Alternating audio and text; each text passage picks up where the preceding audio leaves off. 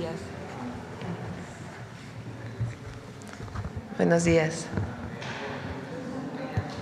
El día de hoy nos acompaña el secretario de Seguridad y Protección Ciudadana, Omar García Harfuch. Siéntese, por favor.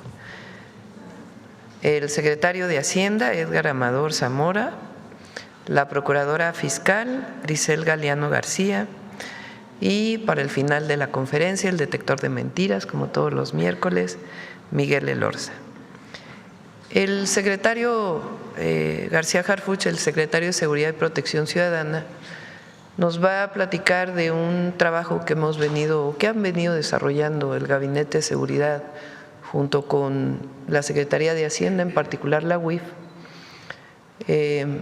de análisis de lavado de dinero. Nos va a platicar cómo es un trabajo que se viene desarrollando desde hace meses.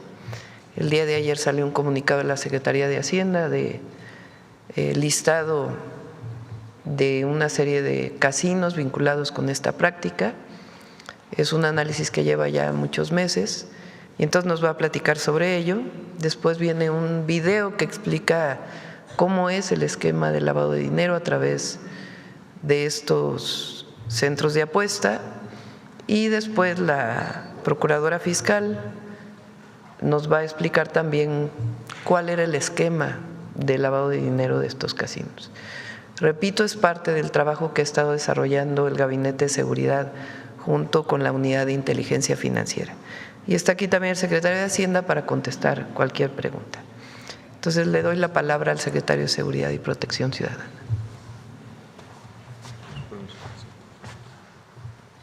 Muy buenos días. Con su permiso, presidenta. Hoy vamos a informar los resultados de un trabajo sistemático de investigación y análisis financiero para desmantelar actividades utilizadas para lavado de dinero. Esto permitió detectar 13 establecimientos de juegos y sorteos físicos y virtuales con operaciones irregulares en los estados de Jalisco, Nuevo León, Sinaloa, Sonora, Baja California, Estado de México, Chiapas y la Ciudad de México. El trabajo conjunto entre las instituciones del Gabinete de Seguridad, en estrecha coordinación con la Unidad de Inteligencia Financiera de la Secretaría de Hacienda, permitió identificar patrones de riesgo, irregularidades fiscales, operaciones inusuales y vínculos financieros transnacionales que afectaban la integridad del sistema financiero. Se analizaron casinos físicos y virtuales, un sector que por su naturaleza de manera intensiva de efectivo y transacciones digitales presenta riesgos relevantes de lavado de dinero. La Procuraduría Fiscal de la Federación analizó los posibles delitos fiscales y la evasión tributaria asociada a estas operaciones. La Unidad de Inteligencia Financiera, encargada de integrar los reportes de operaciones inusuales, así como de realizar el análisis estratégico y operativo que permitió identificar redes financieras vinculadas con presuntas actividades ilícitas. Estos avances también reflejan el valor de la cooperación internacional, especialmente con FinCEN y OFAC del Departamento del Tesoro de Estados Unidos. Esta colaboración permite fortalecer la capacidad del Estado mexicano en la prevención, detección y desmantelamiento de estructuras financieras transnacionales utilizadas por grupos para lavar dinero. Además, contribuye al intercambio de información financiera, coordinación en la aplicación de sanciones y medidas restrictivas, así como el cumplimiento de estándares y recomendaciones del Grupo de Acción Financiera Internacional, GAFI. Durante los últimos meses, la Unidad de Inteligencia Financiera realizó un análisis integral que se sustentó en la integración y cruce de información bancaria, fiscal y societaria. Esto permitió identificar operaciones financieras inusuales y estructuras económicas complejas dentro del sector de juegos con apuesta, así como detectar los siguientes patrones utilizados para ocultar recursos de origen ilícito. Casinos con operaciones en efectivo y simulación fiscal, donde se registró dispersión de recursos entre filiales y declaraciones en ceros. Casinos con flujos internacionales de origen extranjero, que transfirieron grandes montos a países como Rumanía, Suiza y Estados Unidos sin justificar su procedencia. Casinos digitales o plataformas tecnológicas no supervisadas que operaron pagos en línea y agregadores tecnológicos con destino a Malta y Emiratos Árabes Unidos, fuera de la regulación financiera nacional. Es importante mencionar que este trabajo se desarrolló bajo un enfoque basado en riesgos, siguiendo los estándares del GAFI en materia de prevención y combate al lavado de dinero. Derivado de estos hallazgos, se impulsaron acciones conjuntas. Se dio vista a la Procuraduría Fiscal de la Federación por posibles delitos de orden fiscal y omisiones en materia de cumplimiento tributario. Presentación de denuncias ante la Fiscalía General de la República por operaciones con recursos de procedencia ilícita y delitos conexos. Suspensión temporal de actividades en establecimientos físicos que incumplían las disposiciones legales, bloqueo de páginas electrónicas de casinos virtuales, bloqueo de cuentas bancarias vinculadas a operaciones irregulares. A partir de estos hallazgos, inicia una nueva etapa de prevención.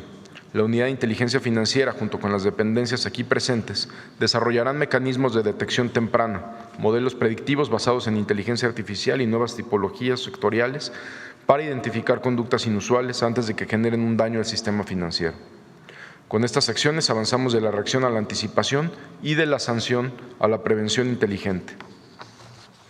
Solo mediante un enfoque coordinado, analítico y prospectivo, garantizaremos que este sector económico opere bajo los más altos estándares de integridad y transparencia. Muchas gracias.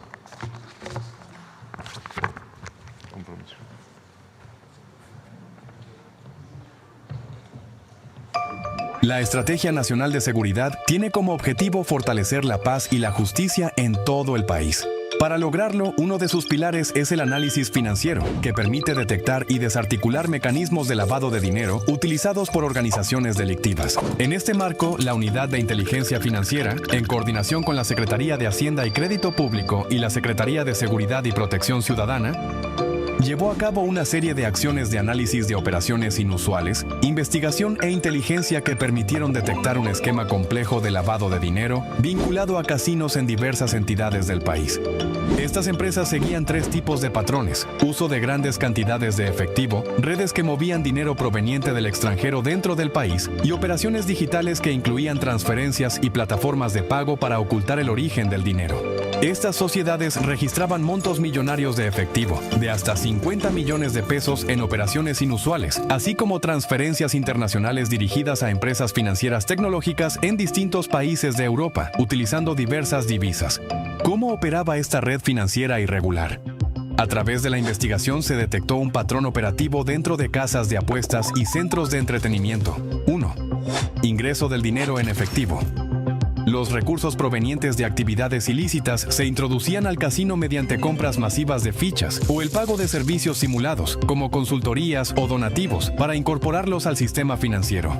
2. Uso de empresas fachada y transferencias. Posteriormente, el dinero se movía entre empresas simuladas y múltiples cuentas bancarias. También se realizaron transferencias internacionales destinadas a proveedores o intermediarios, con el fin de dificultar el rastro del origen de los recursos. 3. Intermediarios de bajo perfil. Estas redes empleaban intermediarios como estudiantes, personas con ingresos bajos o sin actividad económica identificable, para realizar movimientos que simulen operaciones legítimas, reduciendo así el riesgo de detección. 4. Retorno del dinero al beneficiario. Finalmente, los recursos regresaban a los beneficiarios originales a través de cheques, pagos por supuestos servicios o compras verificables, dando apariencia de ingresos lícitos. Gracias a este trabajo de análisis, se identificaron 3 empresas con movimientos financieros irregulares y vínculos con redes del crimen organizado. Identificar, detener y castigar estas acciones contribuye a la construcción de una paz duradera, porque debilitan el poder financiero de los grupos criminales y limitan su capacidad para adquirir armas, corromper autoridades o financiar la violencia. Seguiremos actuando con firmeza, inteligencia y coordinación para fortalecer la paz y la justicia y proteger el sistema financiero mexicano.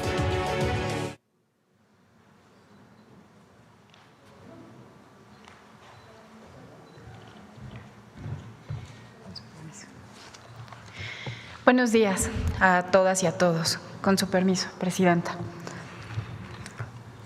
Hoy explicaremos de manera sencilla cómo operaban los casinos y plataformas de juego que fueron suspendidos por operaciones de lavado de dinero. Hablamos del modo de operación más común, aunque no del único. Como podrán ver en la pantalla, en este esquema, el casino utiliza a personas físicas, muchas veces con engaños o mediante robo de identidad. Se trata sobre todo de jóvenes, estudiantes, trabajadores, amas de casa o jubilados, personas que no ganan ni manejan grandes cantidades de dinero. Primero, A estas personas se les engaña o se les roba la identidad y los datos bancarios, que se usan para mover dinero dentro del esquema. Segundo, por medios electrónicos se les envían tarjetas prepagadas o códigos premiados con dinero de procedencia desconocida, que pueden usarse en casinos físicos o en línea. Tercero, con esos recursos la persona, a veces sin saberlo, realiza apuestas en el casino o la plataforma digital. Cuarto, el sistema del casino registra que esa persona ganó millones, pero ella nunca los recibe o ni se entera. Ese dinero se transfiere de inmediato a cuentas en el extranjero. Ya en el extranjero es enviado a países y destinos como paraísos fiscales, donde es blanqueado o lo insertan en otras apuestas para regresarlo después a nuestro país por los propios casinos o diversas empresas. Estas actividades han sido detectadas no solo por México, y en este esfuerzo también colaboran autoridades internacionales y de los Estados Unidos, como ya se mencionó. En algunos casos, la persona sí recibe en su cuenta una parte mínima de esas supuestas ganancias, pero le piden que la reenvíe o la use para hacer otras operaciones. Quinto, cuando el dinero regresa al país, lo hace disfrazado como ganancias legales o ingresos de empresas, y así lavaron el dinero. Sexto, ese proceso se repitió cientos o miles de veces en diferentes casinos y plataformas digitales. Cada operación parecía normal, pero en conjunto formaban un mecanismo sistemático para burlar la ley y lavar dinero. Es importante destacar que muchos de las y los jóvenes, mujeres, hombres o adultos mayores que fueron usados en estos esquemas no sabían lo que ocurría. Es cuanto. Muchas gracias. Bueno, pues esta es la información. Es importante que se sepa que se sigue investigando.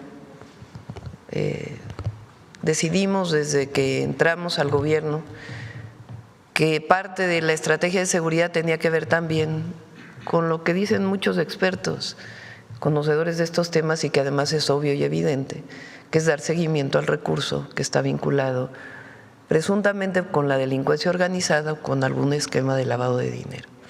Entonces, parte de esta investigación se fortaleció o se está fortaleciendo la Unidad de Inteligencia Financiera de la Secretaría de Hacienda y trabajando coordinada con el Gabinete de Seguridad, con el Sistema Nacional de Inteligencia e Investigación, para pues evitar el flujo de dinero que pueda fortalecer a grupos de la delincuencia organizada. Bueno, pues ahora sí vamos a las preguntas. También es importante que sepan que estas investigaciones se realizan también con unidades, el símil de unidades de inteligencia financiera en Estados Unidos y en otros países del mundo. Es parte de la colaboración y de ser parte de una organización internacional contra el lavado de dinero. Bueno, ahora sí, vamos a las preguntas. Vamos a las preguntas. A ver el Universal y luego vamos acá. Presidenta, buenos días. Salvador Corona del Universal. Ayer Salinas Pliego mencionaba que es dueño de estos dos casinos que se muestran en la lista de los 13 casinos que fueron supervisados. Saber si van a implementar una denuncia directamente en cuestión a los dueños de estos casinos y cuáles serían los 11 restantes, Presidenta. Sí, no se pueden mencionar por parte de la autoridad los nombres de los casinos, de las empresas o de las plataformas, porque es parte de la investigación que se está siguiendo. Entonces, de parte de la autoridad no puede señalarse directamente esta investigación con nombres de las empresas, se está desarrollando la investigación. Por ley, de todas maneras, tiene que presentarse la denuncia cuando hay presunto lavado de dinero a la Fiscalía General de la República. Ese es parte del procedimiento y se va a seguir informando del trabajo que se realiza con esto que se identificó, que son los 13 casinos identificados, muchos de ellos de plataformas digitales y de otras investigaciones que se siguen haciendo. Presidenta, ¿sería esto formar parte de la iniciativa que están preparando, reforma de ley para endurecer pues, las medidas a los casinos? ¿Cuál sería el objetivo principal? Actualizar la ley. Hoy se hacen muchísimas apuestas de manera digital. Existen los casinos físicos, a donde va a hacer apuestas las personas, todos tienen que cumplir una normatividad, pero ahora ya hay muchísimos, lo ven ustedes anunciado en muchísimas redes sociales, televisión, etcétera, muchos casinos digitales. Entonces, la normatividad para los casinos digitales pues tiene que actualizarse, porque cuando se hizo la ley no existía de la manera que existe hoy esta manera de apostar. Entonces, tiene que regularse, porque si no se presta justamente al lavado de dinero. Presidenta, o al secretario, si nos podría comentar si ustedes están viendo un riesgo de que de este modus operandi pues esté involucrado el crimen organizado de alguna manera para pues sí, lavar el dinero, o qué organizaciones están involucradas en este tema. Vaya. Gracias. Primero, lo que la UIF hace es detectar riesgos y operaciones inusuales. Por eso es la denuncia de FGR. Ya después viene una investigación complementaria, que es la investigación, digamos, la más relevante. Aquí hay dos cosas. Una, que se hagan operaciones con recursos de procedencia ilícita, y otra, que bajo un esquema se haga un lavado de dinero. No necesariamente tiene que estar relacionado con un cártel, por supuesto. O sea, el delito en sí de lavado de dinero pues es lo que se está investigando.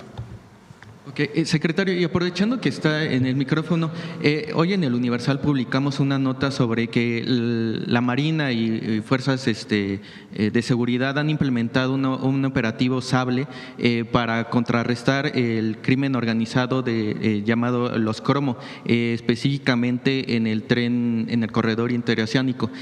Presuntamente se quiere apoderar este grupo criminal de este corredor económico y sobre todo del tren, saber si ustedes tienen reportes, cuáles serían las acciones que están realizando pues para contrarrestar que los grupos criminales estén apoderando de este. Esa operación es el nombre de una operación que así se lo nombró Semara, un plan operativo que tienen, donde por supuesto participan todas las instituciones del Gabinete de Seguridad, que consiste principalmente en un despliegue territorial, donde tropas de la Secretaría de Marina se despliegan donde haya mayor incidencia, es para prevenir. Y hay otra parte que es con la Unidad de Inteligencia Naval y con todo el Gabinete de Seguridad, que es ya para objetivos específicos, para lograr su detención.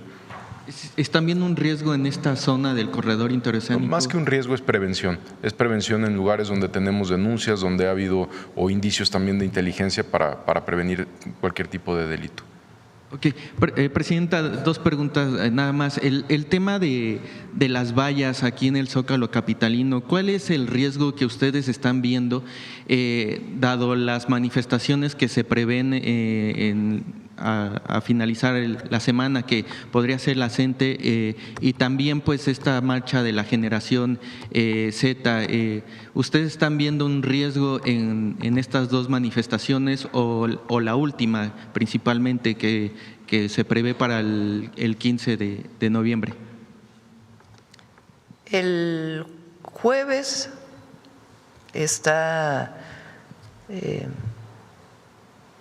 recibimos información de que un grupo de profesores de la CENTE, de maestros de la CENTE, querían manifestarse y bloquear el Palacio Nacional. Ustedes vivieron la última vez que eso ocurrió.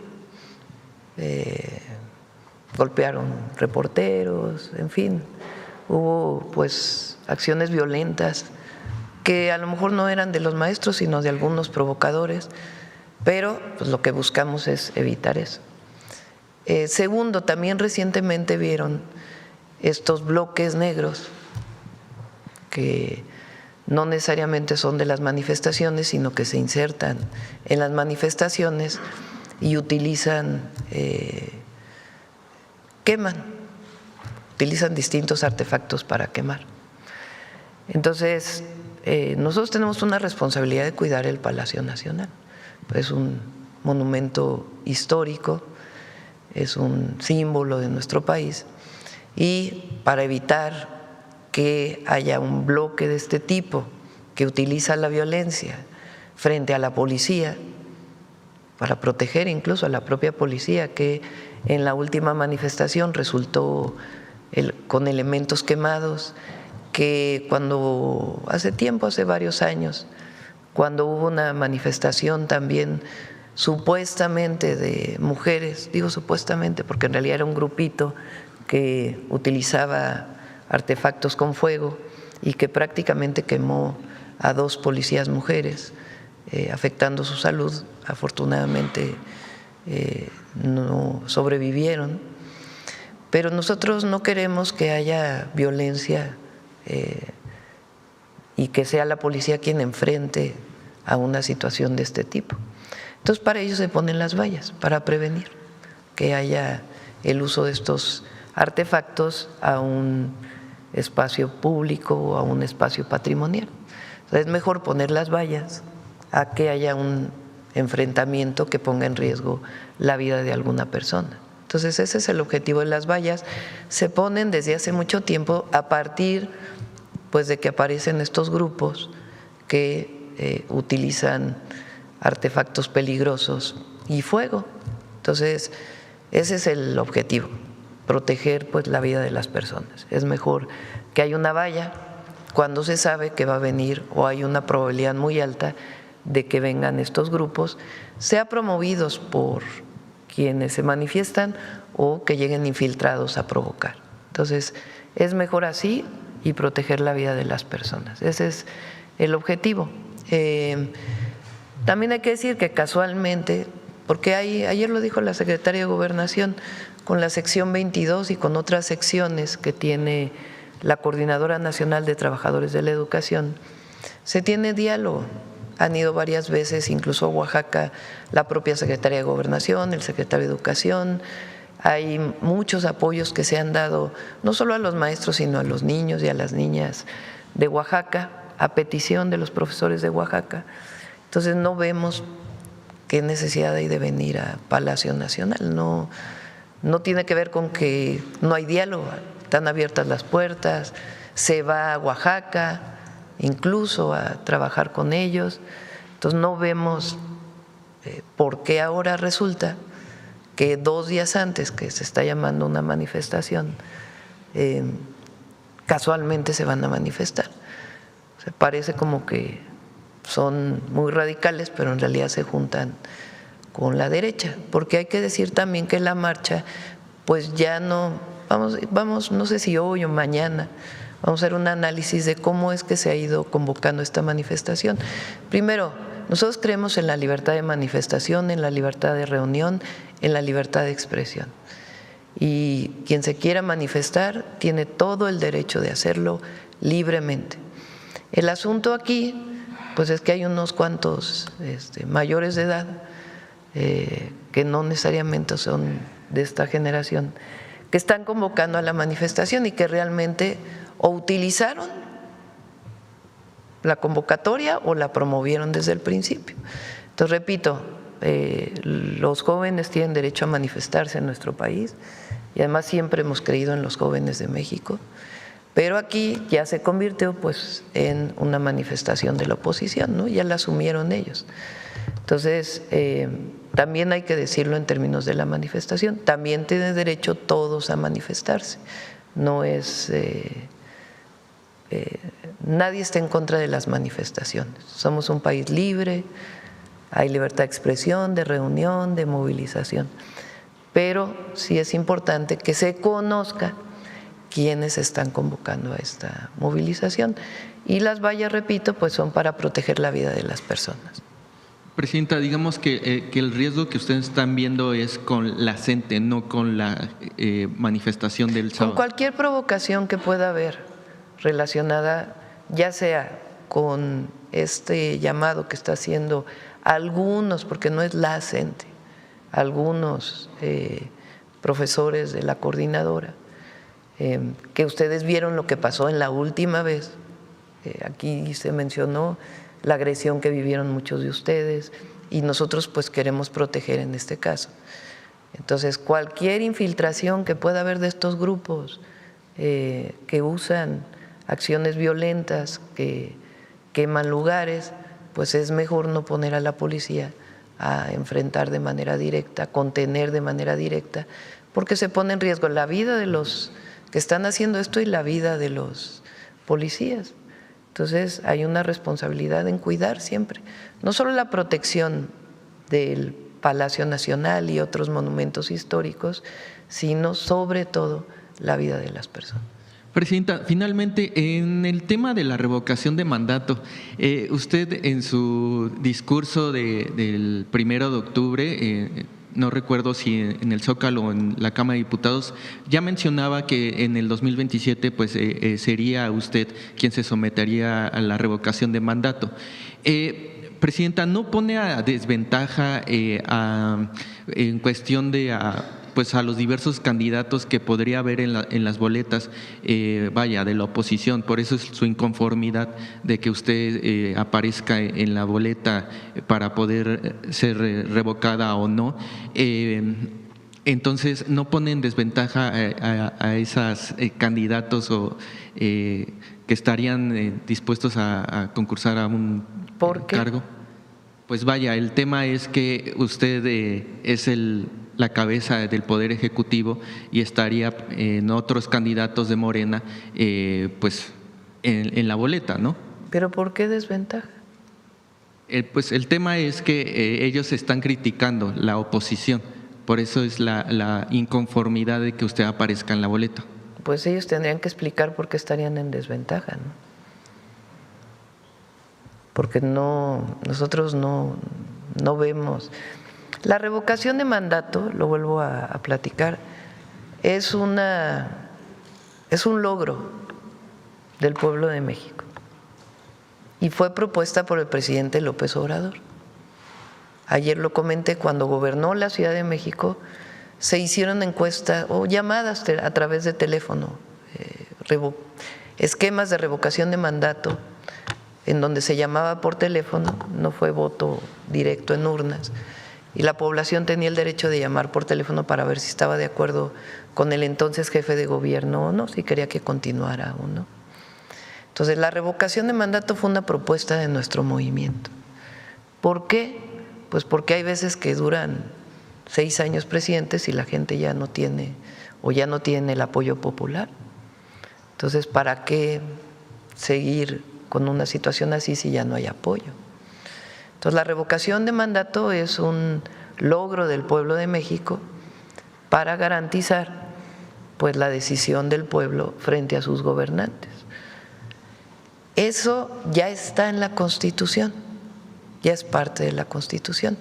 Recientemente se ha puesto como si no existiera la revocación de mandato, como si fuera algo nuevo. No, existe en la Constitución y fue en el periodo del presidente López Obrador que se propuso en la Constitución. Él planteó en su momento que la revocación de mandato se hiciera en el 21, pero no estuvo de acuerdo la oposición, no había mayoría calificada del movimiento y entonces puso al siguiente año. Así fue. Entonces, yo lo planteé que fuera en el 27, los diputados recientemente plantearon que más allá de la reforma electoral que se va a proponer, que hubiera una iniciativa para ponerlo en el 27. Yo lo que dije es bueno que haya debate sobre esto, que no se apruebe en 2 días, sino que haya un debate, como lo que planteas. A ver, ¿por qué la oposición dice que va a estar en desventaja? ¿No? Dicen que ya cada vez hay menos apoyo popular a la presidenta. Entonces, ¿por qué va a haber desventaja? Pues es que en el fondo saben que nuestro movimiento tiene un enorme apoyo popular. Entonces, tiene que ver con una decisión también de que el mismo recurso que se va a usar para la elección intermedia, pues se use para la revocación de mandato y no el siguiente año tengan que volverse a poner casillas, urnas. Recuerden que la revocación de mandato puso una tercera parte de las casillas para no utilizar tantos recursos en el 2022, cuando se hizo la revocación del presidente López Obrador. Entonces ahora se está planteando que antes, o sea, que lo primero que se apruebe es cambiar la revocación al 21. ¿Qué dije yo? Pues no lo aprobemos de inmediato, que se abra la discusión, que se discuta, que la gente sepa por qué se planteó la revocación de mandato y por qué se está planteando para el 21, que se conozca y que no sea una aprobación rápida, sino que permita una discusión amplia de por qué es importante la revocación de mandato. Nunca antes había habido revocación de mandato. La primera vez fue con el presidente López Obrador. Entonces ese es el planteamiento. Okay, gracias, presidenta. Sí. Nada más un tema, nos debe el tema de las farmacéuticas, las empresas, para ver si próximamente nos podría… Sí, ya lo tiene Raquel. Ya no van a poder participar una serie de empresas en la próxima licitación. Se están haciendo todos los procedimientos administrativos y le decimos a Raquel a ver si no es esta semana, la próxima semana, porque ya estábamos esperando a que se hicieran los procedimientos administrativos para que se dé la información una vez que ya han sido sancionadas estas empresas. Sí. Buen día, presidenta. Manuel Pedrero, de los Reporteros MX. Preguntarle si usted o el Gabinete de Seguridad tiene información en la línea del tiempo de cuándo empezaron a operar este esquema de lavado de dinero. ¿Cuándo empezaron? Pues tienen años,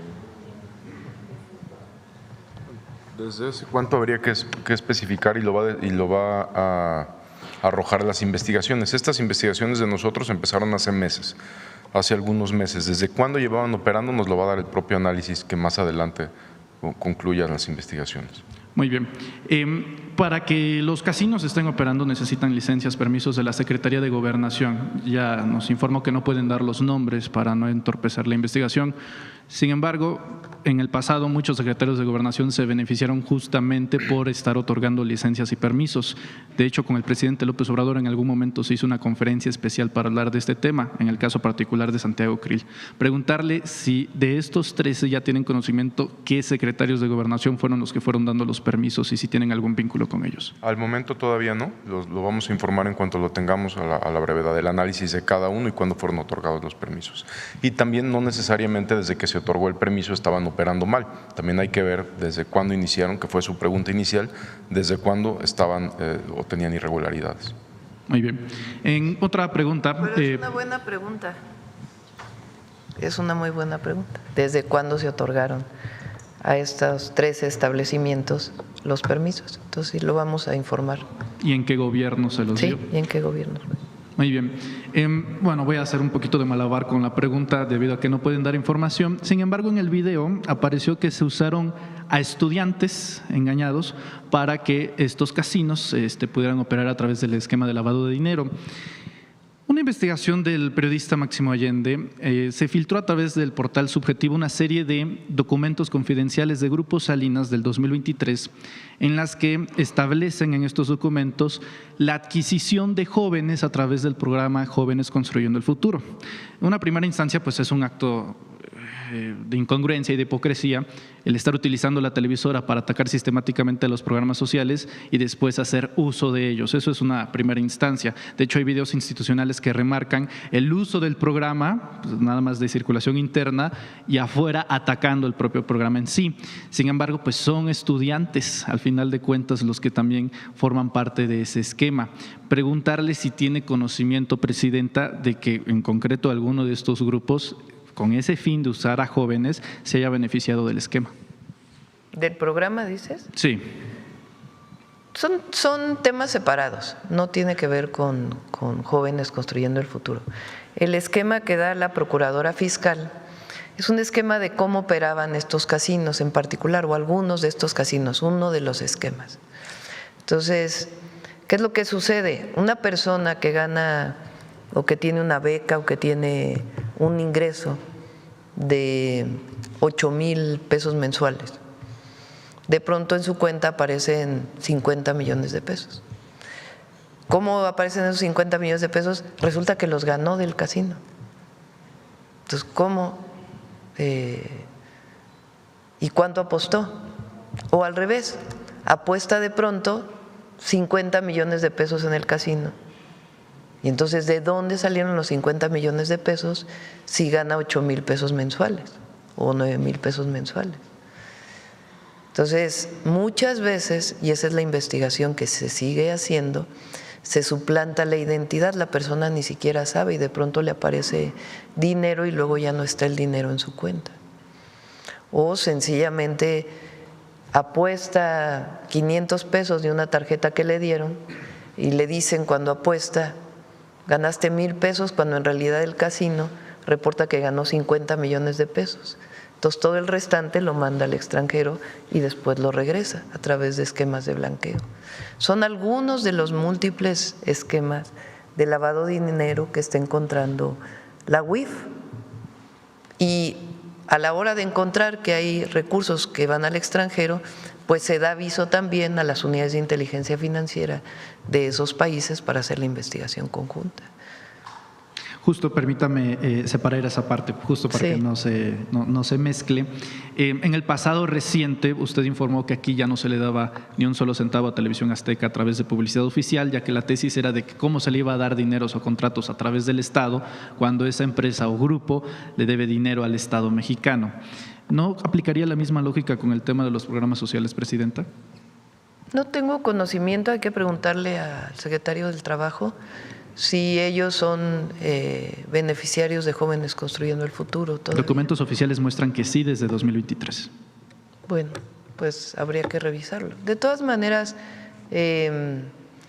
porque es importante decirlo, ¿no? Esta es una investigación en particular, todas las investigaciones, tanto las que hace el SAT, el Sistema de Administración Tributaria, como estas investigaciones que está haciendo la UIF, tienen sustento legal. No hay nada que tenga que ver con un asunto político. Todo tiene sustento legal. Incluso en el caso de la deuda tributaria, pues como lo hemos explicado, son temas que vienen ni siquiera del presidente López Obrador, sino desde antes, algunos desde 2008. Entonces, todo tiene sustento jurídico, tiene sustento legal. También esto que se realizó para 3 establecimientos tienen todo un sustento jurídico legal y las pruebas de lavado de dinero. Entonces, esto es muy importante. Ya la parte de Jóvenes Construyendo el Futuro, pues tendría que revisarse. De hecho, empata en lo reciente publicado con Azteca por una sencilla razón: denuncian una campaña de asedio y acoso con visitas del personal justamente de la Secretaría del Trabajo. Bueno, muchas veces lo que ocurre es que en el programa de Jóvenes Construyendo el Futuro el personal va a las oficinas para comprobar que en efecto se esté llevando a cabo correctamente el programa y no se esté haciendo un mal uso de ellos, ¿no? Entonces, así es una nota que salió recientemente. La Secretaría del Trabajo hace inspecciones rutinarias.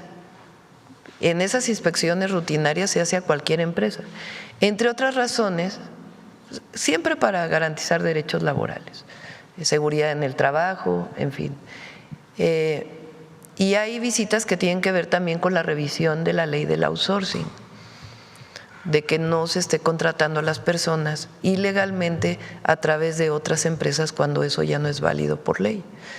Entonces, pero son inspecciones rutinarias que hacen a cualquier empresa, porque salió también que si a este grupo empresarial, a Reforma también lo dijeron, que si habían ido por una nota que habían sacado, no tiene nada que ver con eso. Son inspecciones rutinarias que hace la Secretaría del Trabajo. Muy bien. Cambiando de tema, Presidenta, en un reciente informe de la OCDE se informó que en México el 53%, más del 53% de los mexicanos tiene una alta moderación o una alta confianza en el gobierno mexicano, en el gobierno federal, superando la media de los países registrados en la OCDE. ¿A qué lo considera usted? A ver, creo que por ahí la teníamos, ¿no? Es una encuesta que hace la Organización para la Cooperación y el Desarrollo Económico, en particular para países de América Latina. Y la pregunta es, ¿qué tanta confianza tienen las instituciones públicas, el pueblo? Aquí no hay la parte que tiene que ver con…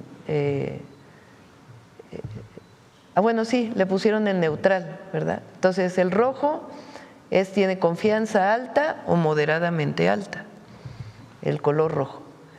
El color guinda o café oscuro es neutral, ni tengo ni no tengo confianza, sino estoy bien con las instituciones.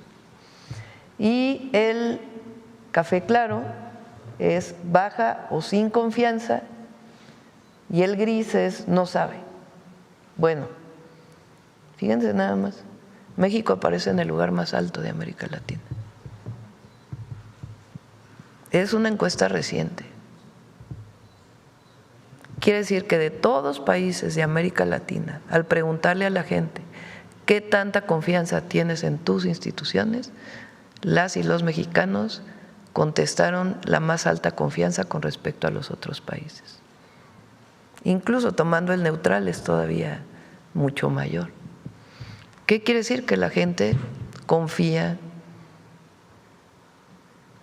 en las instituciones que lleva el gobierno de la República, además de las instituciones de las Fuerzas Armadas, la Marina, la Defensa, la Guardia Nacional.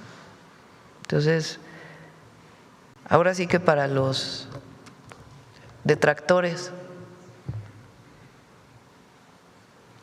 ahí nomás. No sé si nos pueda compartir información sobre el máximo histórico que registra el IMSS sobre los empleos, Presidenta. Creo que andaba en el orden de los 22.700.000.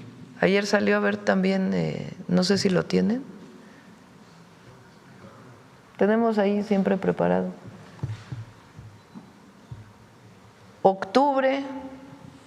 Entre octubre del 2024 y octubre del 2025 se crearon 170.231. El de octubre ese es muy importante porque salieron las cifras económicas hasta septiembre y recuerdan que yo les dije, va muy bien el empleo en octubre, eso quiere decir que fue un periodo en particular, no necesariamente para el último trimestre, y la cifra de empleo es de en un mes se crearon 217.491 empleos. Y estamos en el octubre mayor, que es 22.789.173. Cifra máxima de toda la historia en cualquier mes. Fíjense, hemos vivido un año complejo por los aranceles, por la situación internacional, y aún así el peso hoy está en 18, abajo de 18.40, 18.29 me dice aquí el secretario de Hacienda, 18 pesos con 29 centavos está el peso. Y hay creación de empleos. Quiere decir que vamos bien. ¿A qué lo atribuye, Presidenta? La economía mexicana tiene mucha fortaleza y tiene que ver con el modelo económico. Eso es muy importante. Con un modelo económico que cambió la ecuación de todo el periodo neoliberal, que tiene la máxima de por el bien de todos, primero los pobres. Entonces, los programas de bienestar, el aumento al salario y la facilidad para la inversión, porque por más que quieran decir que sí hay incertidumbre, pero provocada por una situación internacional relacionada con los aranceles que puso Estados Unidos internacionalmente, no es un asunto de México en particular. Pero en esa condición hay mucha inversión. Recuerden que el primer semestre del año fue el mayor en inversión extranjera directa de todos los años. Y sigue habiendo mucha inversión y confianza en nuestro país. Entonces va a seguir habiendo confianza en México. Hay inversión pública, hay inversión privada, hay inversión social, hay programas de bienestar, hay cada vez mejores condiciones laborales para las y los trabajadores en México, y todo eso pues genera una condición muy buena para la economía, y hay que seguir trabajando porque aquí nunca nos cruzamos de brazos nosotros, trabajamos mañana, tarde y noche por el pueblo de México. Una última pregunta, Presidenta. El día de ayer en Guerrero se desató una fuerte polémica debido a un evento institucional en el que se hacía mención a la memoria de Rubén Figueroa, asesino de Lucio Cabañas. Una batalla que ha librado siempre la 4T ha sido la batalla cultural en torno a la reivindicación de ciertos personajes, pero también la condena de otros para la memoria histórica. El asunto es que se hace desde la institucionalidad, como si el gobierno federal festejase a Gustavo Díaz Ordaz. Bueno, en el mismo orden de ideas en el estado de Guerrero pasa una situación similar. ¿Sí tiene alguna reflexión al respecto, Presidenta? Pregunté por qué había sido, y dicen que está en los días cívicos de Guerrero. Y pues sí, se conmemora a los héroes, a las heroínas, ¿no? Entonces creo que sí tiene que revisar Guerrero si está en los días cívicos a esta persona, porque fue una persona que se caracterizó por la represión al pueblo de Guerrero, entre otras cosas. Entonces sí es importante que el Congreso de Guerrero revise sus días cívicos. Gracias, Presidente.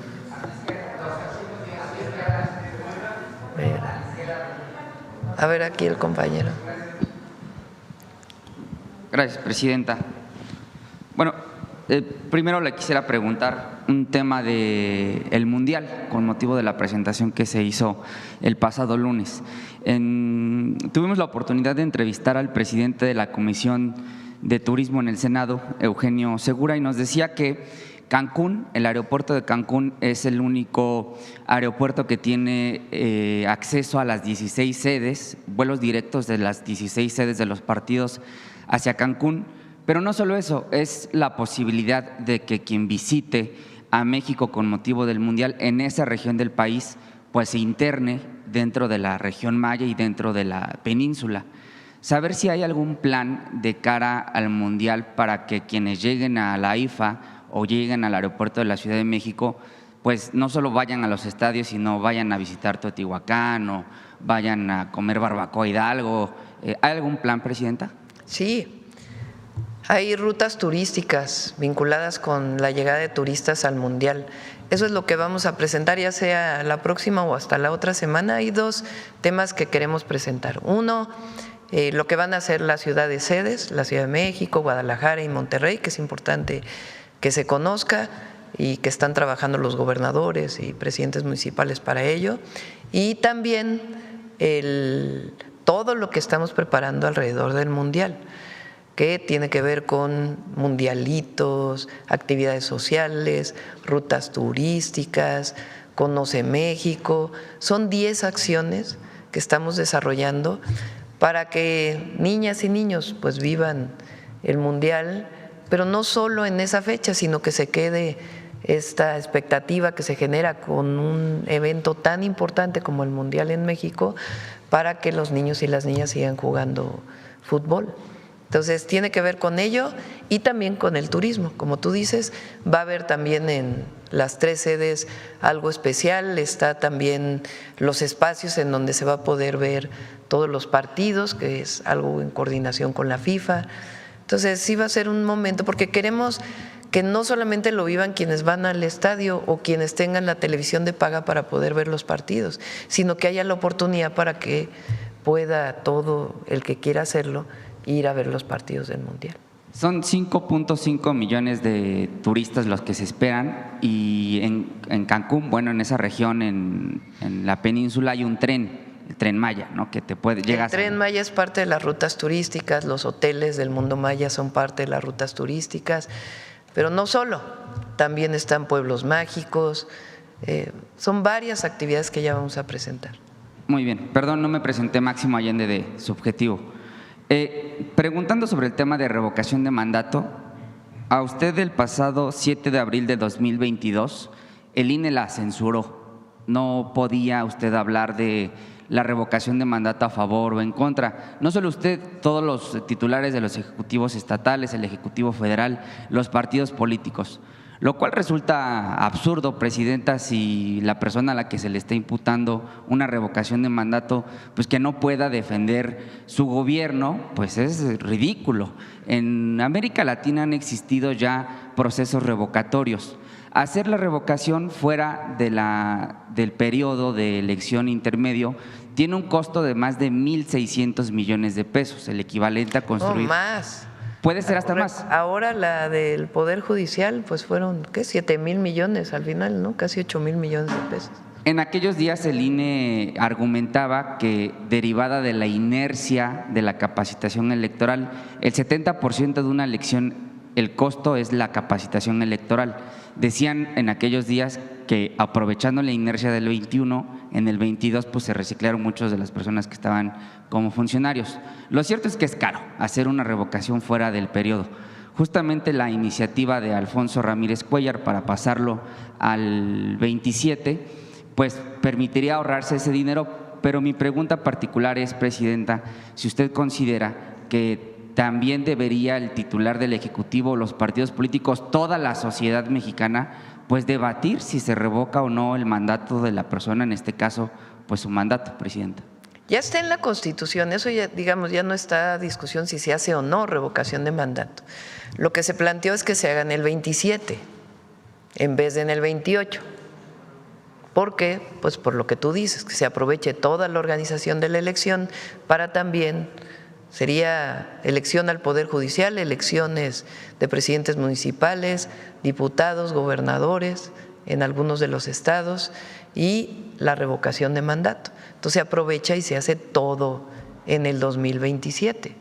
Claro que tiene que organizarse muy bien y definir cuáles son las características. Entonces, por eso mi planteamiento de que lo proponen los diputados para avanzar en este periodo, esa aprobación. Y lo que planteé es, a ver, que no se apruebe en 2 días, 3 días, sino vamos a que se abra un debate en el país de todo lo que planteas, no solamente el término de cuánto le cuesta al pueblo de México, porque le cuesta al pueblo de México hacer en otro año la revocación de mandato, sino cómo se realiza. Eso es parte de lo que debe debatirse. Y nosotros reivindicamos que exista la revocación de mandato y que la gente diga a la mitad del periodo quieren que siga la presidenta o no quieren que siga la presidenta. Sí. Es muy sano para el país. Incluso en 2022 hasta periodistas y personas no servidoras públicas, organizaciones civiles fueron sancionadas por el INE en este acto de censura que emprendieron en 2022, no solo en contra del presidente López Obrador, sino en general de algunos personajes que se posicionaban a favor o en contra de la revocación. Entonces sí es un caso que como dice, debería de ser estudiado. Ahora, si me lo permite, por último, Presidenta, solo para ahondar sobre este tema de las becas de jóvenes construyendo el futuro.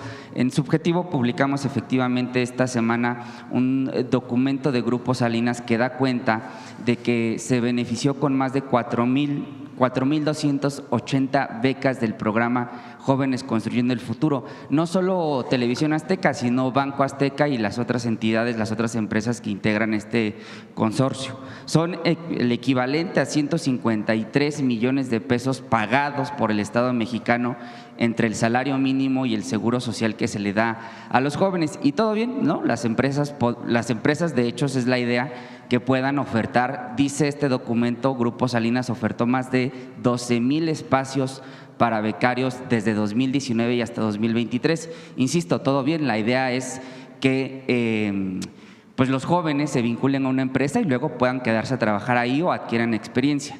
El problema radica, Presidenta, en que dice Salinas Pliego el día de ayer en un video, pues que son parásitos los que están en el gobierno por cobrar impuestos, pero parásito también sería, pues, o más parásito sería el criticar e hipócritamente criticar a un programa. Esto lo digo también a colación de lo que dijo Javier Alatorre, que sugirió que el muchacho que ultimó a Carlos Manso era beneficiario del programa, lo cual es total dolosamente falso. Lo mismo respaldado por su patrón, por su jefe Salinas Pliego. Entonces hicimos esta investigación, damos cuenta de las 4,280 becas de las que se benefició el Grupo Salinas, un equivalente de los 77,000 millones de pesos que se dice debe, pues ya le regresamos en salarios 153 millones de pesos en becas. Preguntarle, Presidenta, si usted consideraría que en los programas sociales, particularmente este que se otorga a las empresas, pues queden fuera las empresas que tienen créditos fiscales, es decir, las empresas que no pagan sus impuestos, pues que no puedan acceder a este tipo de programas. Vamos a separar la respuesta, ¿no? Lo primero, este grupo dice que lo que hace el gobierno tiene un sentido político en contra del Grupo Salinas, ¿no? Lo ha dicho muchas veces. Bueno, si tuviera un sentido político, ¿por qué Jóvenes Construyendo el Futuro también está en este grupo?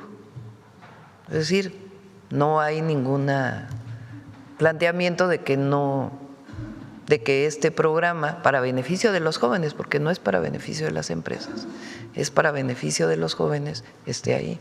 Eso es lo primero. La mejor demostración de que no hay un asunto político, sino jurídico, legal.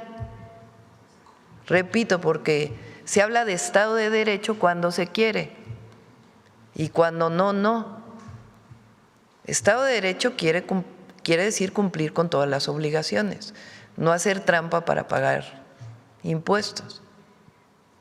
Estado de Derecho quiere decir que si tienes un casino, pues tiene que estar dentro de la ley. Estado de Derecho quiere decir que todos cumplamos con la ley, la autoridad en primer lugar y también el individuo y también las personas morales. Personas morales son empresas. Entonces, todos tenemos que cumplir con la ley. Entonces, esto no tiene nada que ver con un asunto político. Quien lo politizó realmente fue él. Ahora, si queremos debatir políticamente, vamos a debatir políticamente y vamos a seguir contrastando los dos proyectos de nación que se plantean. Los dos proyectos de nación que se plantean es uno que critica a todos aquellos que reciben becas o pensiones de los programas de bienestar, porque dice que no se lo merecen, que no han trabajado, que deberían de trabajar para ganar esos recursos. Esa visión, que es en realidad de todos aquellos que políticamente están en contra nuestra y en contra de lo que representamos, que no quieren los programas de bienestar. ¿No les parece que el pueblo de México tenga derecho a los programas de bienestar? Ellos piensan que el adulto mayor que recibe una pensión es un flojo. Lo dijo en su momento Fox. Parásitos, dice Salinas. Parásitos. Imagínense decirle a una adulta, a un adulto mayor que ha dado su vida por su familia, por su comunidad, por el país, por la patria, decirle parásito. Entonces, ellos consideran que los programas de bienestar no deberían existir. En la campaña el PRIAN dijo que apoyaba los programas de bienestar, terminó la campaña y dijeron: nunca hemos estado de acuerdo con los programas de bienestar. Bueno, hay personas que además públicamente dicen que no están de acuerdo con los programas de bienestar y se benefician de ellos. Vimos a Cuadri cómo fue a pedir su tarjeta de adulto mayor, y a muchos otros, Madero, en fin, muchos otros, que públicamente dicen que están en contra y luego van y se benefician de ello. Y dicen, bueno, es que es universal y está en la Constitución. Bueno, pero si estuvieras en contra, tendría que haber cierta congruencia en este sentido también. Si consideras que Jóvenes Construyendo el Futuro es un programa que no beneficia a los jóvenes, ¿por qué te haces parte de ese programa? En efecto, pues hay una contradicción. Pero lo que está en el fondo son los dos proyectos de nación. Como lo decía ayer, así como hay dos proyectos de nación, uno en el tema de la seguridad, que llama a la guerra, que llama a romper con todas las leyes, que pone a delincuentes al frente de secretarios de la Secretaría de Seguridad, como fue García Luna y Calderón, que llevaron, como lo mostramos ayer, vuelve a poner la gráfica de homicidios, Belmont, vuelve a poner la gráfica de homicidios que pusimos ayer. Así como hay quien defiende que la mejor estrategia fue la de Calderón y la de Peña Nieto, y que no muestra el daño que le provocó a la nación y al pueblo de México, pero que además no tuvo resultados porque aumentaron los homicidios. Ese es un proyecto que tiene que ver con la reivindicación de estar fuera de la ley, incluso con el permiso para matar, porque eso es la guerra, permiso para matar. Una persona que declara la guerra contra el narco pone al frente de esa guerra a un personaje que se beneficia del narco, que habla de daños colaterales, que es población civil, niños, niñas, como necesarios en un proceso, y que además el resultado que da a las sociedades más homicidios, 145% más homicidios que cuando entra. Y luego Peña, que sigue prácticamente la misma estrategia, nada más que ya sin García Luna, pero con la idea de que no importa, fuera de la ley se puede ultimar a una persona así, sin un juicio, con enfrentamientos, que provocó un incremento adicional en los homicidios. Ese es un proyecto de nación, es un proyecto de nación que benefició a muchos con corrupción, un proyecto de nación de privilegios, un proyecto de nación que generó desigualdad, pobreza, que nunca utilizó los recursos públicos para beneficio del pueblo de México ni para obras estratégicas, que benefició a unos cuantos. El resultado en homicidio, incremento. El pueblo de México decide en 2018 cambiar. Elige al presidente López Obrador y cambia el modelo de desarrollo, el modelo de atención a las causas, el apoyo a la gente, se crean los programas de bienestar, aumenta el salario, disminuye la pobreza en 13.5 millones de personas, pero además comienzan a disminuir los homicidios. Cuando entramos nosotros decimos, vamos a continuar con la cuarta transformación, porque ha dado resultados, porque disminuyó la pobreza, la desigualdad, porque aumentó la inversión extranjera directa, porque el peso está bien, porque hay una economía sólida, que hay que seguir trabajando porque todavía necesitamos trabajar todos los días para un mejor país. Eso es lo que estamos haciendo. Y en seguridad, ¿qué hicimos? Fortalecimos la inteligencia y la investigación y las detenciones, y fortalecimos también la atención a las causas, y el resultado es una disminución mayor de los homicidios. Bueno, de la misma manera, ¿por qué el peso está en 18.30? ¿Por qué se crean empleos, aún con la situación internacional que vive el mundo? Pues porque hay confianza en el gobierno de todos los sectores, ¿eh? Claro, hay detractores, qué bueno, para eso es la democracia. Pero lo que estamos debatiendo son dos proyectos de nación. Uno, regresar al pasado de corrupción, de privilegios, o más inclusive, para mayores beneficios, para unos cuantos, para una absoluta minoría, o seguir trabajando por el bien de los pobres, de los que menos tienen, y demostrando que si apoyamos al que se quedó atrás, si le damos la mano al que se quedó atrás, entonces las cosas van a ir mejor para todos y para todas, incluso en seguridad. Esa es la diferencia. 2 proyectos de nación. Ahora, hay mucha hipocresía. O también, a mí, yo no sé ustedes si leyeron el artículo de Diego Fernández de Ceballos, pero es tremendo. Bueno, nada más, ¿cómo se llama? El artículo de Fernández de Ceballos. Léanlo, para que vean hasta dónde llega esta mentalidad. Entonces, sí son 2 proyectos. Y ahora que se está planteando la manifestación del sábado, nada más que haya información, quién convoca, cómo se convoca, quiénes van a asistir, quiénes ya reivindicaron. Fox ya reivindicó que va a venir a la marcha, no es muy de la generación Z, ¿verdad? Los priistas en la Cámara de Diputados ya lo reivindicaron. En fin, montón de personas que no son necesariamente ni chavorrucos llegan, pues. Sí. Asesinato atroz, muerte maravillosa. Así se llama el artículo. Es indignante, indignante. Sí. Por eso hay que estar muy informados, todas y todos, y saber qué es lo que se está debatiendo.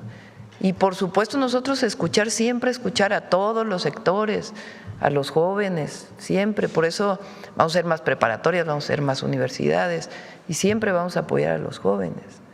Pero hay que escuchar quién convoca, cómo se convoca, que ya ha habido mucha información en las redes. Y por otro lado, regresando a tu pregunta original, pues que haya consecuencias, ¿no? Si no estás de acuerdo con el programa Jóvenes Construyendo el Futuro, pues no te beneficies de él, ¿verdad? Si no estás de acuerdo con la pensión adulto mayor, pues no te beneficies de ella, ¿no? De pérdida ya nomás. Mi último planteamiento, Presidenta, justamente tiene que ver con esa gráfica, porque ese joven, Ubaldo, quien ultimó a Carlos Manso, creció en el Michoacán de La Tuta, de la hermana de Felipe Calderón, pidiéndole favores para que financiara su campaña. Creció en el periodo de Fausto Vallejo, con los hijos de Fausto Vallejo reuniéndose con los grupos delictivos, con Castillo entregándole armas a las presuntas autodefensas, con un Silvano Aureoles que, bueno, pues está prófugo de la justicia ahora. Ese joven creció en un ambiente, digamos, propiciado por esa guerra contra el narco, y llega a los 17 años al inicio de la transformación. Hoy un joven que llegue a los 17 años tendrá garantizado una beca en la secundaria, una beca en la preparatoria, una beca en la universidad de jóvenes escribiendo el futuro, tendrá una beca para poder trabajar si sale de la universidad o si decide que ya quiere trabajar con un salario digno de 8,500 pesos, entiendo que habrá un incremento al salario mínimo, tendrá garantizado pues acceso a una vivienda en renta asequible, o pues bueno, si quiere comprar su casa, 600,000 pesos, las casas que está haciendo el Infonavit, ya las fuimos a visitar, la verdad es que están mejor que los departamentos que se ofertan acá en la Roma Condesa. Presidenta, la generación de la transformación ya nace con una serie de derechos, que están en la Constitución. Yo quisiera preguntarle si a la par, usted adelantaba que iba a presentar quienes han convocado a esta marcha, ¿no? Las cuentas. Vicente Fox claramente ya no creo que haya mucho colágeno en esas rodillas, pero lo cierto es que esta generación Z sí nace, sí crece con una gama de derechos.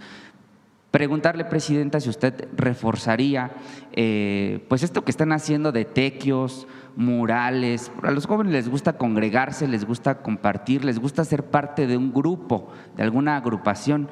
No necesariamente tiene que ser de un grupo delictivo, sino pues que se reúnan entre ellos, y lo que hacen con las jornadas de paz pues es maravilloso. Entonces, preguntarle si reforzaría eso, no solo en Michoacán, sino en toda la República.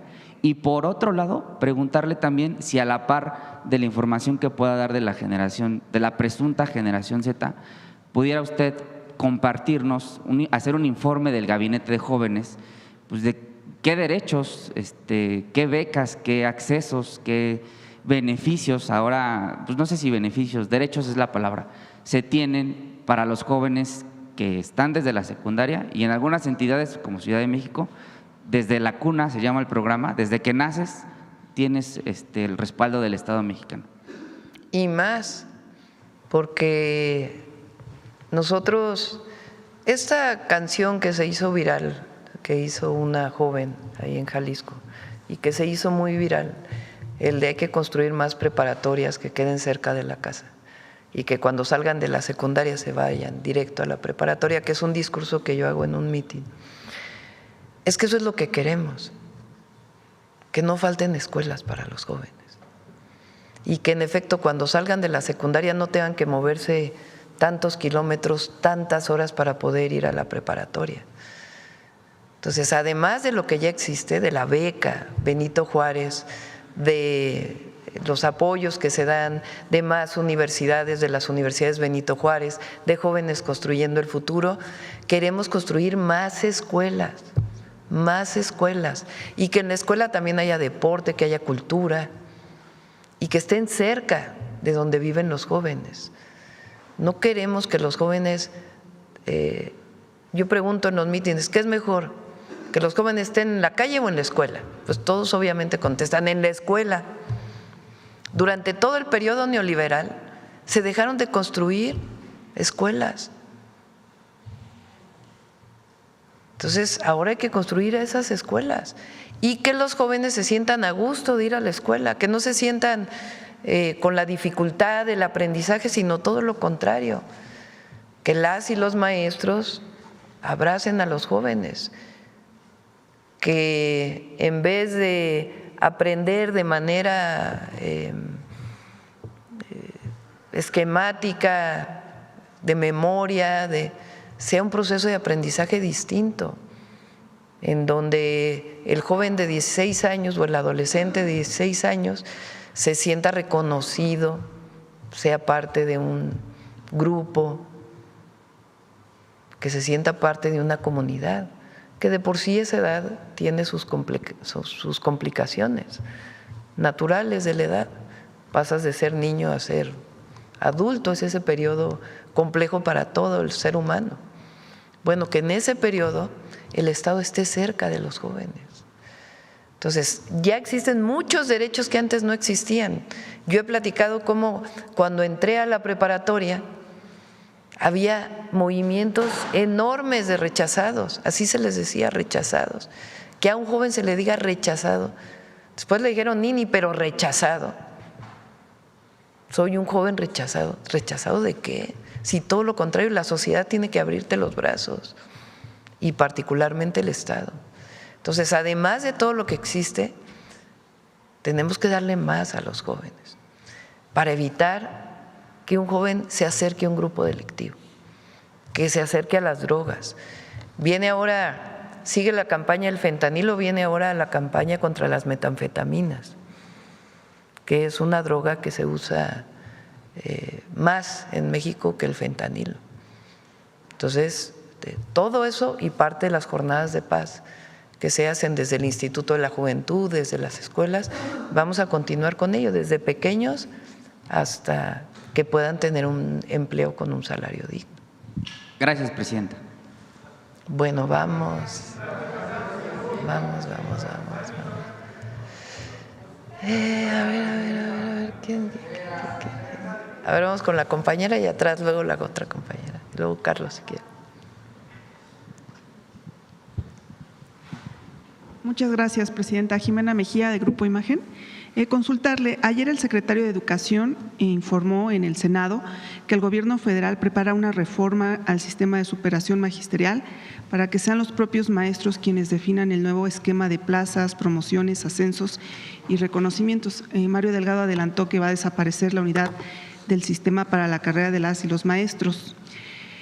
¿Con esto esperan que los maestros estén satisfechos con sus demandas y evitar estos megaparos y plantones que haya? La reforma educativa de Peña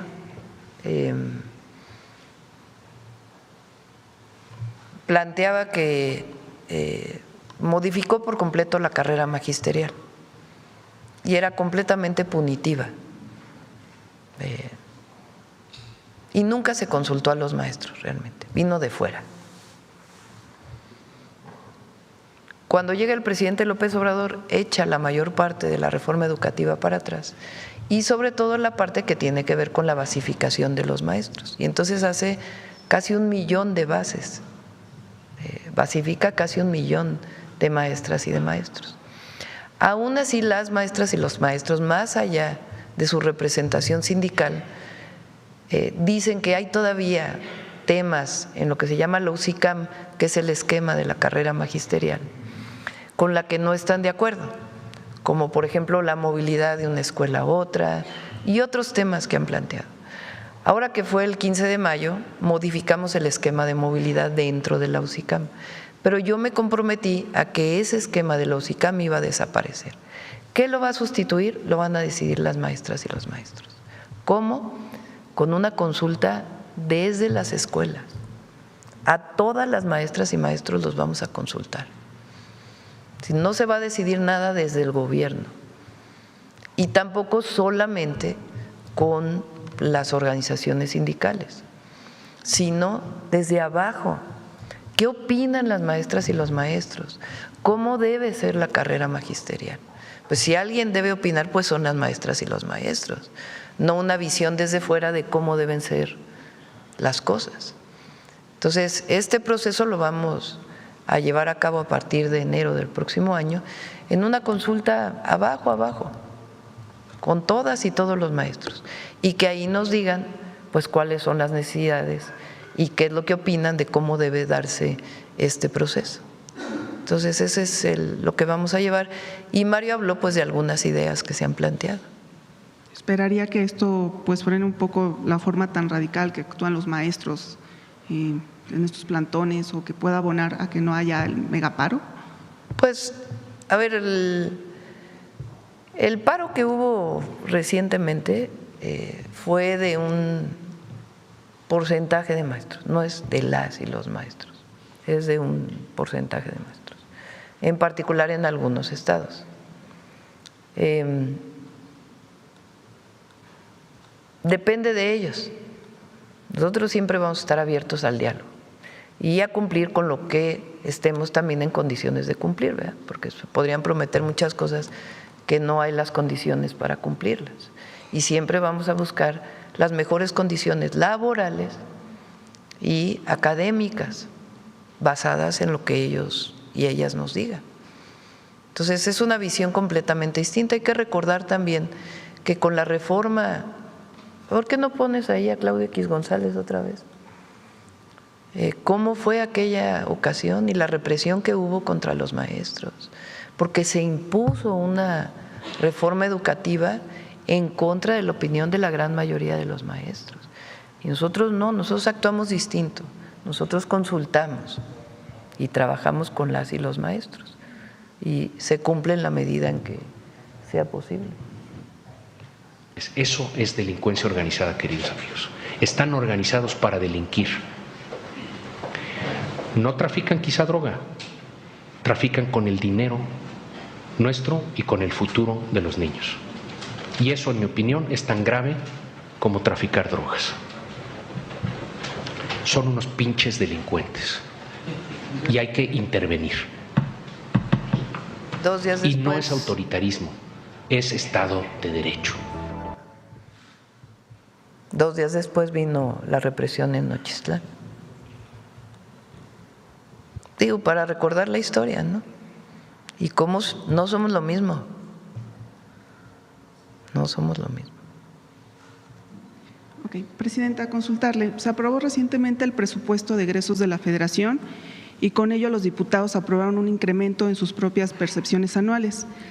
Esto está en contraste a la política de austeridad y parece que sí hay consenso en las bancadas para estos aumentos. ¿Usted haría un llamado al bloque de las bancadas de la 4T a la austeridad, a poner el ejemplo realmente? Ya depende de los diputados, ¿no? El pueblo de México sabe lo que pensamos.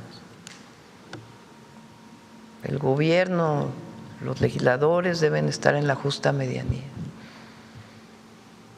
Y los recursos de la gente, pues son de la gente. Entonces, yo no considero que deba haber privilegios. Entonces, y que el poder es humildad, siempre. Es lo que nos da la cercanía con la gente, con el pueblo. Y asumir las responsabilidades cada uno que nos corresponde. Pero bueno, ya depende de los diputados. Y por último, Presidenta, ayer trascendió la posibilidad de que el exgobernador de Veracruz, Javier Duarte, pueda recibir su libertad anticipada. Se aplazó esta audiencia para el próximo 19 de noviembre. ¿Tiene alguna opinión sobre esta posibilidad? Ayer pregunté, me mandaron una nota de que que está por cumplir su sentencia. Eso es lo que me informaron. Y no tengo conocimiento si tiene algún otro proceso abierto o no. Pero lo que me informan es que pues está por cumplir su condena que fue hace tiempo, más allá pues de la sanción moral y ética que tenga la sociedad. Le agradezco. Sí.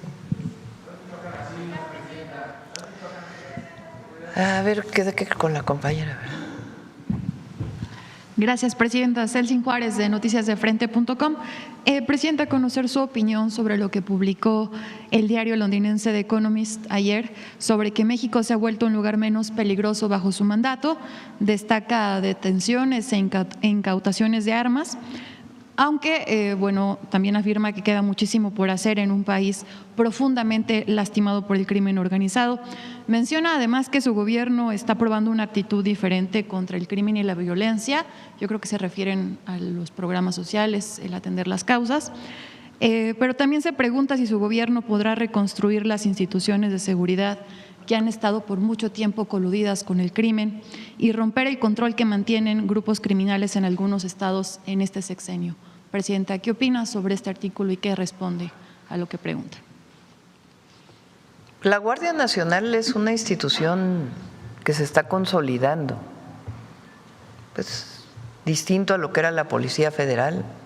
Es una institución nueva que forma el presidente López Obrador y que tiene que consolidarse.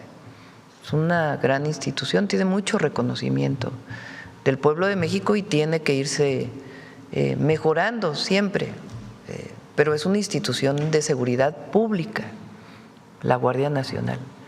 Ahora estamos creando dentro de la Secretaría de Seguridad y Protección Ciudadana pues una formación de lo que son agentes de investigación que estén vinculados con el Sistema Nacional de Inteligencia e Investigación. Eso no existía antes.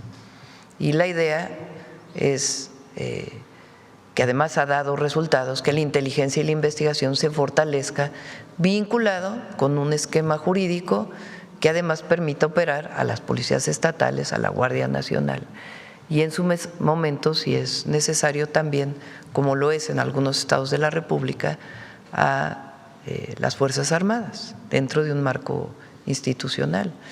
Entonces, no solo es el fortalecimiento de la estrategia de atención a las causas y disminución de la impunidad, sino la consolidación de instituciones públicas que garanticen en el largo plazo. Ahora, la mejor garantía pues es que haya personas honestas también al frente, ¿verdad? Y que no haya colusión, y eso depende pues del pueblo de México también.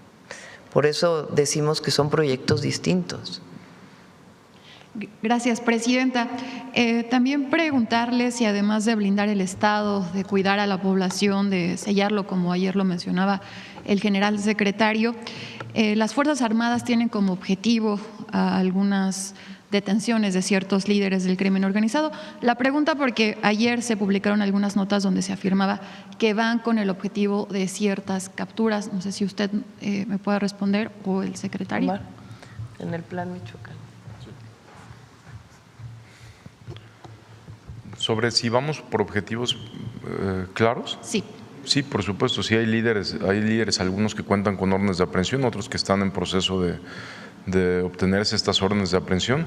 Lo primero en una estrategia o plan como el de Michoacán en materia de seguridad es identificar quiénes son los generadores de violencia. Eso se hizo previamente en el Gabinete de Seguridad. Hay algunas detenciones que se han realizado y sí tenemos definido a quién hay que detener. ¿Nos podría decir, informar de quiénes se trata, secretario? Bueno, hay algunas que por obvias razones pues no valdría la pena, es como alertarlos, ¿no? Pero, pues, bien, gracias. Sí. Presidenta, a propósito de lo que mencionó hace un momento, le respondió un compañero, también preguntarle su postura y su opinión ante estos dichos del expresidente Vicente Fox, que afirmó en un video que en esta lucha de la oposición por sacar a Morena del poder, Carlos Manzo ya hizo la mitad. Así lo mencionó, así tal cual, como si un asesinato pues cobarde era lo que hubieran estado esperando para de esta manera atacar al gobierno, y que la otra mitad, así también lo refiere en su video, pues ya le corresponde a la oposición. ¿Qué opinión tiene de estas declaraciones de un expresidente que además se difunden en sus redes sociales? Bueno, a mí me parece terrible. Es como el artículo de Diego Fernández de Ceballos. Y sí vale la pena, porque nosotros hablamos de que nosotros somos humanistas por encima de todo. Y esta visión es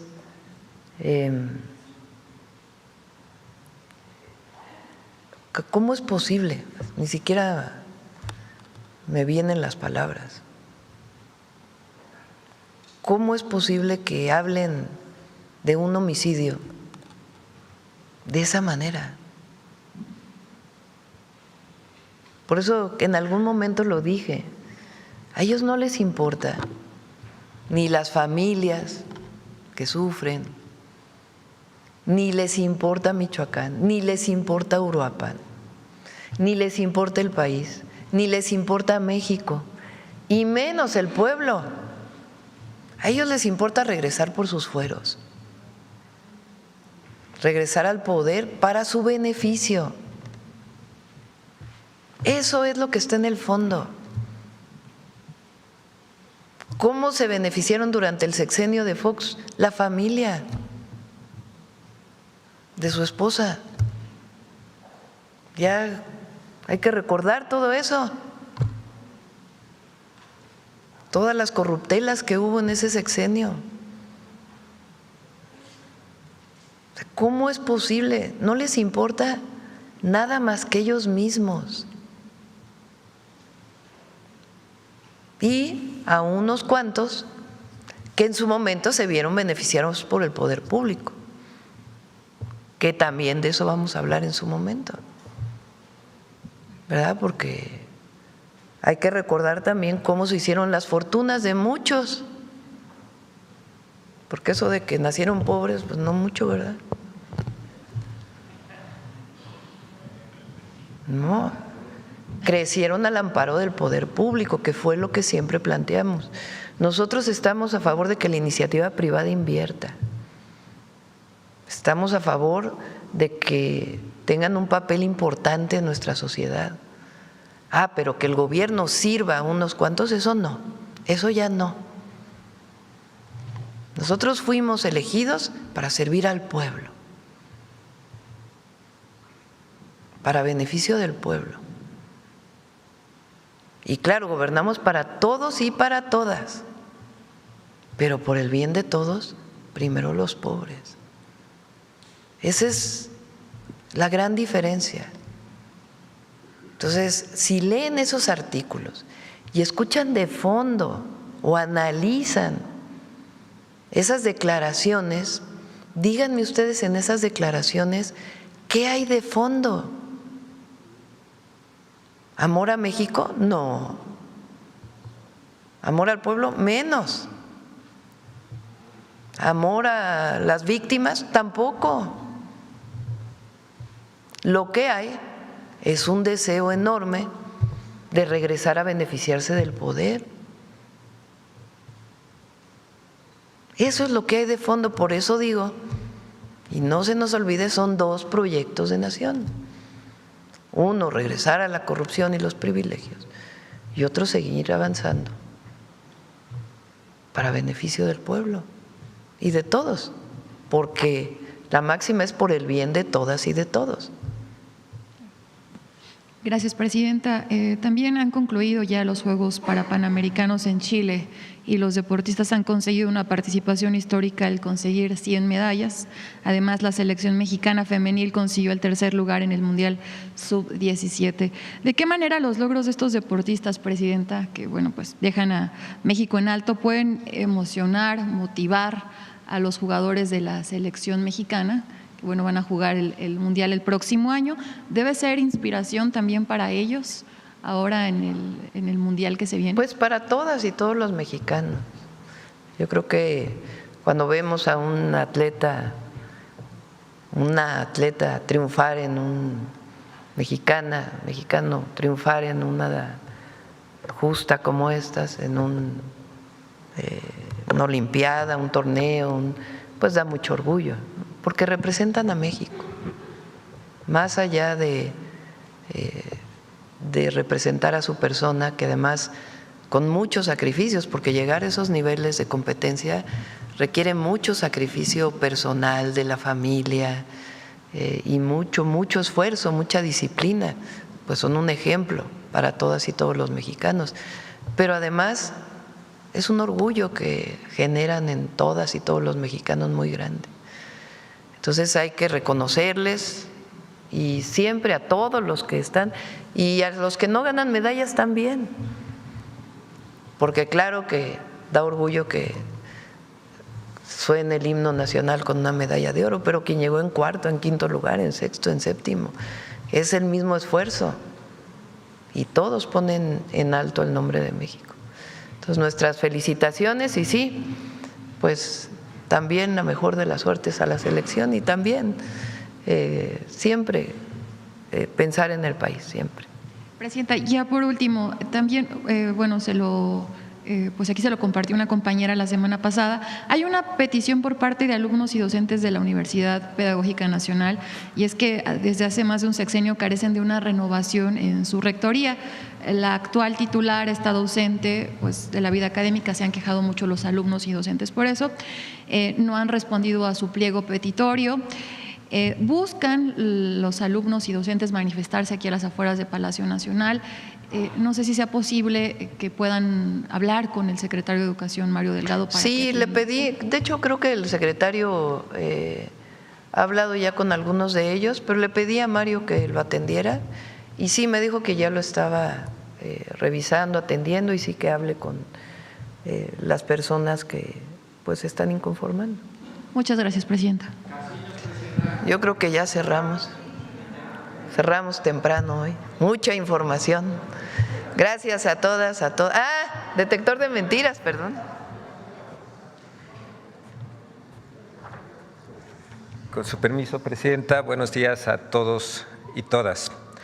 Como ha ocurrido desde que se aprobó el presupuesto de egresos de la Federación en 2019, en este año también han circulado mentiras señalando falsos recortes al presupuesto de 2026 en diversos sectores como salud, seguridad y educación. Estos recortes, por supuesto, no existen, al contrario, hay incrementos. Por otro lado, diversos comentócratas han señalado que existe censura y con su propia enunciación desacreditan su dicho. Veamos el video del detector de mentiras de esta semana.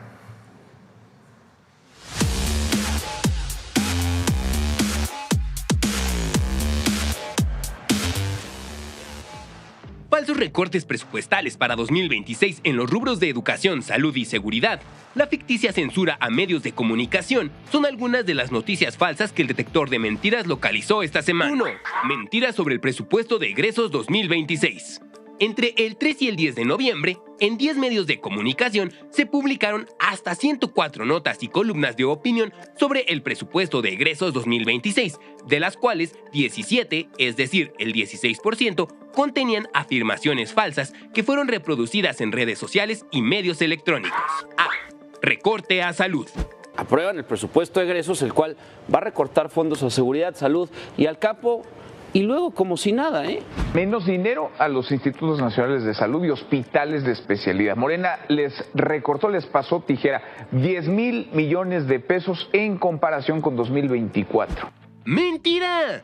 Según datos de la Cámara de Diputados, el presupuesto de egresos 2026 contempla para la salud un total de 965.662 millones de pesos, un incremento en términos nominales de 84.203.2 millones de pesos, es decir, 5.8% mayor en términos reales con respecto al presupuesto de 2025.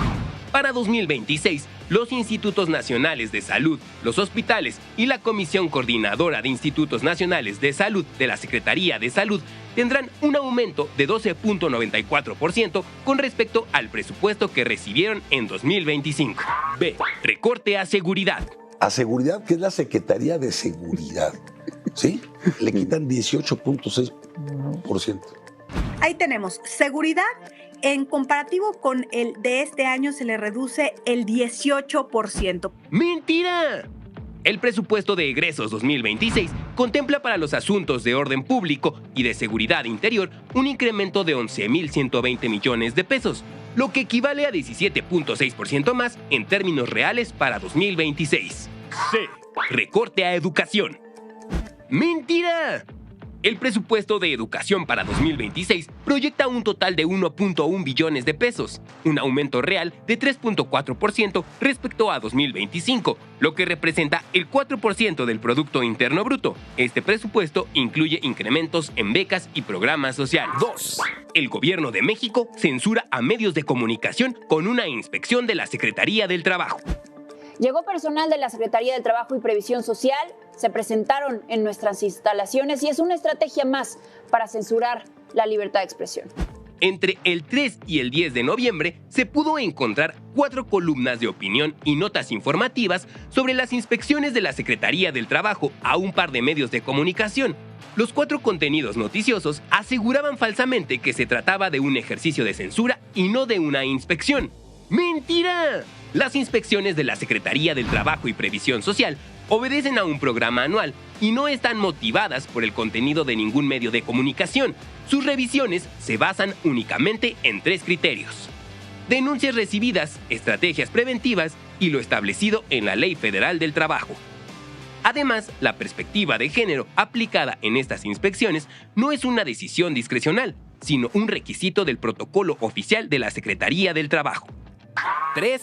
Mentiras sobre censura a la Iglesia. Ahora resulta que Morena también quiere controlar hasta lo que diga y haga la Iglesia. Un monitoreo realizado entre el 3 y el 10 de noviembre localizó 10 columnas de opinión y notas informativas sobre una iniciativa de reforma a la Ley de Asociaciones Religiosas y Culto Público. Los 10 contenidos noticiosos incluían desinformación sobre un presunto esfuerzo para censurar a la Iglesia y a los ministros de culto. ¡Mentira! La iniciativa de ley no busca censurar. En el texto se mantiene el derecho de las asociaciones religiosas a participar en medios de comunicación, siempre que respeten los principios del Estado laico y la no discriminación.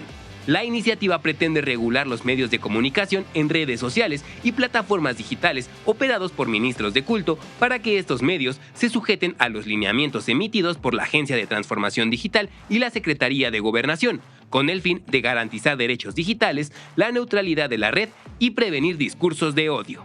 4. El gobierno de Estados Unidos intervendrá en México. Se está planteando una irrupción territorial en México. Es horrible esto porque sí, podríamos ver agentes de la CIA o en una de esas hasta militares o marines o algo en territorio mexicano. No se descarta. ¡Mentira!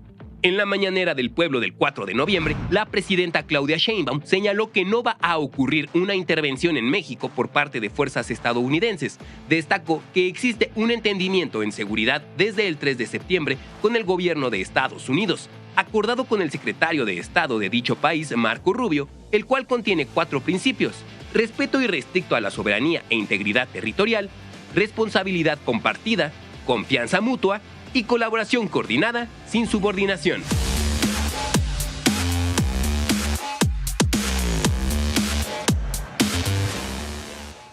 Gracias, presidenta. Sí.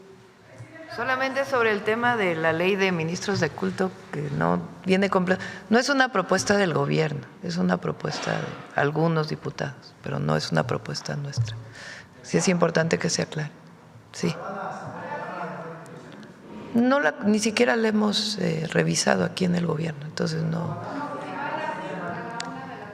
¿A dónde? ¿Es hoy? Sí, ¿verdad? Sí, sí voy a ir. Sí. Han sido muchas cosas esta semana. Vamos a Campeche y a Tabasco. Vamos solo al sureste en esta ocasión. Vamos a… Ya está, recuerdan que habíamos anunciado el Plan Campeche, que tiene que ver con apoyo a la producción de arroz, de leche. Ya está listo, ya incluso se van a dar los primeros apoyos. Vamos a Tabasco a trabajar a varias cosas. Está la supervisión de una carretera, está el programa de apoyo a los productores y productoras de cacao. Son varias. Vamos también a las últimas entregas de la pensión Mujeres Bienestar. Entonces vamos a Campeche y a Tabasco. Sí, vamos a ir. Vamos a ir espero que me dé tiempo de dar otra vuelta por todo el país. Gracias a todas y a todos. Le mandamos felicitaciones desde aquí, cariñosas, de aquí a Palenque. Un abrazo. Es mañana, sí, es mañana. ¿Sabe de la gira que se dice que el presidente tiene una gira para presentar su libro? ¿Usted sabe algo? No tenemos ningún conocimiento de ello. ¿Cómo van las ventas de su libro? Ya, vamos. Gracias.